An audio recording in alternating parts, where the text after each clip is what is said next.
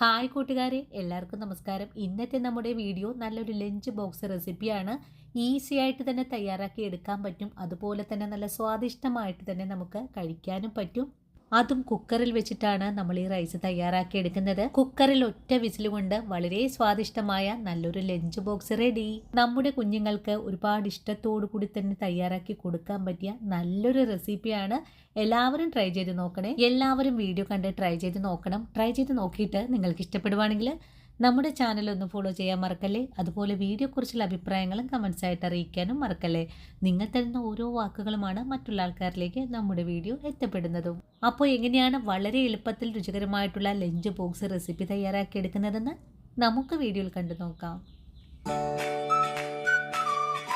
Easy lunch box recipe തയ്യാറാക്കാനും വേണ്ടിയിട്ട് നമുക്കിവിടെ വേണ്ടത് 1 ഗ്ലാസ് അരിയാണ്. ഞാനിവിടെ എടുത്തിട്ടുള്ളത് കൈമ റൈസാണ്. നമ്മളിന്നിവിടെ എടുത്തിട്ടുള്ള ഈ 1 ഗ്ലാസ് അരി വെച്ചിട്ട് 3 കുട്ടികളുടെ ലഞ്ച് ബോക്സിലാണ് നമുക്ക് റൈസ് കൊടുത്തുവിടാൻ സാധിക്കുക.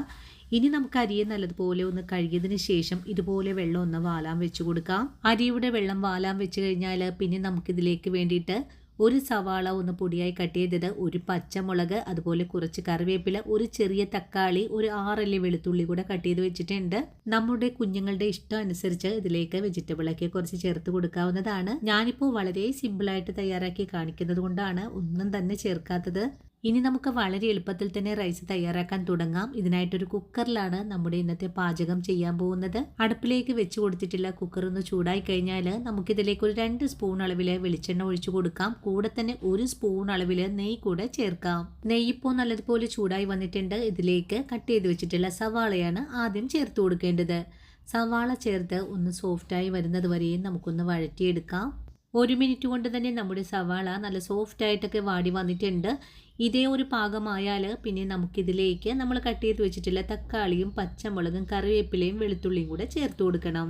ഇതുകൂടി ചേർത്ത് ഇതെല്ലാം കൂട്ടിച്ചേർത്ത് ഒന്നുകൂടി ഇളക്കി യോജിപ്പിച്ച് കൊടുക്കാം. തക്കാളിയൊക്കെ ഒന്ന് വാടി കിട്ടുന്നത് വരെയും നമുക്കൊന്ന് വഴറ്റിയെടുക്കാം. വളരെ എളുപ്പത്തിൽ തന്നെ നമ്മുടെ തക്കാളിയും പച്ചമുളകും കറിവേപ്പിലേക്ക് ഒന്ന് വാടി വന്നിട്ടുണ്ട്. ഈ ഒരു പാകമാകുമ്പോൾ നമുക്കിതിലേക്ക് ഒരു 1/4 ടീസ്പൂൺ അളവിലും കുറച്ചായിട്ട് പെരിഞ്ജീരകം ചേർത്ത് കൊടുക്കാം. പെരിഞ്ജീരകം കൂടി ചേർത്തിട്ട് ഇതെല്ലാം കൂട്ടി യോജിപ്പിച്ചൊന്ന് ഇളക്കി കൊടുക്കുവാണ്. സവാളയുടെ കളറൊന്നും മാറണ്ട, ഇതേ ഒരു പാകമായാൽ മാത്രം മതിയാകും. ഈ ഒരു പാകത്തിന് നമുക്കിതിലേക്ക് 1 നുള്ളു മഞ്ഞൾപ്പൊടി ചേർക്കാം. 1 നുള്ളു തന്നെ കാശ്മീരി മുളക് പൊടി കൂടെ ചേർക്കാം. കൂടെ തന്നെ ഇതിലേക്ക് ഒരു ചിക്കൻ ക്യൂബ് കൂടെ ചേർക്കുന്നുണ്ട്. ഈ ഒരു കാര്യം ചേർക്കാൻ നിങ്ങൾക്ക് താല്പര്യമില്ലെങ്കിൽ ഒഴിവാക്കാവുന്നതാണ്. ഞാനിപ്പോൾ എൻ്റെ കൈവശം ഉള്ളത് കൊണ്ട് മാത്രം ചേർത്തതാണ്. ഈ ഒരു ക്യൂബ് ചേർത്ത് റൈസ് തയ്യാറാക്കുമ്പോൾ റൈസ് കഴിക്കാൻ നല്ല ടേസ്റ്റാണ്. ഇനി ഇതിലേക്ക് ഒരു ഏലക്കായുടെ തോല് കളഞ്ഞതിന് ശേഷം ഇതുകൂടെ ചേർക്കുന്നുണ്ട്. ഇനി ഇതെല്ലാം കൂട്ടി ചേർത്ത് നല്ലതുപോലെ ഇളക്കി യോജിപ്പിച്ചതിന് ശേഷം നമുക്ക് റൈസ് വെന്ത് വരാൻ ആവശ്യമായ വെള്ളം കൂടെ ഒഴിച്ചു കൊടുക്കാം. ഞാനിവിടെ 1 ഗ്ലാസ് റൈസിന് 1.25 ഗ്ലാസ്സാണ് വെള്ളം ഒഴിച്ചു കൊടുത്തിട്ടുള്ളത്. നിങ്ങളെടുക്കുന്ന റൈസിൻ്റെ അളവനുസരിച്ച് എടുക്കുന്ന വെള്ളത്തിൻ്റെ അളവും കൂട്ടിയെടുക്കേണ്ടതാണ്. ഇപ്പോൾ നമ്മുടെ വെള്ളം നല്ലതുപോലെ ഒന്ന് വെട്ടി തിളച്ചൊക്കെ വന്നിട്ടുണ്ട്. ഇതേ ഒരു പാകമായാൽ നമുക്കിതിലേക്ക് ആവശ്യത്തിനുള്ള ഉപ്പ് ചേർക്കാം. ചിക്കൻ ക്യൂബ് ഇതിലേക്ക് ചേർത്തിട്ടുള്ളത് കൊണ്ട് ഉപ്പിൻ്റെ അളവ് വളരെ തന്നെ കുറച്ച് മതിയാകും. ഇനി തിളച്ചുകൊണ്ടിരിക്കുന്ന ഈ ഒരു വെള്ളത്തിലേക്ക് നമ്മൾ കഴുകി വൃത്തിയാക്കി വെച്ചിരിക്കുന്ന അരി കൂടെ ചേർക്കാം.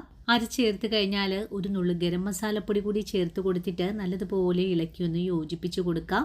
അതിനുശേഷം പെട്ടെന്ന് തന്നെ കുക്കർ ഒന്ന് മൂടിയും കൂടെ വെച്ച് കൊടുക്കാം. 1 വിസിൽ വന്നാൽ നമുക്ക് ഫ്ലെയിം അങ്ങ് ഓഫ് ചെയ്ത് കൂടെ കൊടുക്കാം. ഇനി കുക്കറിൻ്റെ എയറെല്ലാം പോയി വരുമ്പോൾ നമുക്കൊന്ന് തുറന്നും കൂടെ നോക്കാം. കുക്കറിൻ്റെ മൂടി ഒന്ന് തുറന്ന് നോക്കുവാണ്. നമ്മുടെ റൈസ് ഒറ്റ വിസിൽ കൊണ്ട് നല്ല പെർഫെക്റ്റ് ആയിട്ട് തന്നെ ഇവിടെ വെന്ത് കിട്ടിയിട്ടുണ്ട്. ഇനി നമുക്ക് ഈ റൈസിനെ ഒന്ന് ഇളക്കി യോജിപ്പിച്ചു കൂടെ കൊടുക്കാം. നമ്മുടെ റൈസ് ഒരു തരി പോലും കുഴഞ്ഞൊന്നും പോയിട്ടില്ല. നല്ല രീതിയിൽ തന്നെയാണ് നമുക്കിവിടെ വേവിച്ചെടുക്കാൻ സാധിച്ചിട്ടുള്ളത്.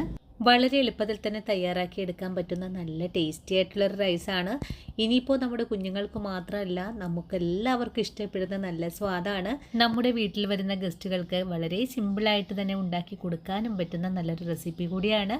നല്ലൊരു ചിക്കൻ ഫ്രൈഡ് ഒപ്പം കഴിക്കാനും സൂപ്പർ ടേസ്റ്റാണ്. ഇനി ഞാൻ ഈ കുക്കറിൽ നിന്നും മറ്റൊരു പ്ലേറ്റിലേക്ക് റൈസിനെ മാറ്റുന്നുണ്ട്.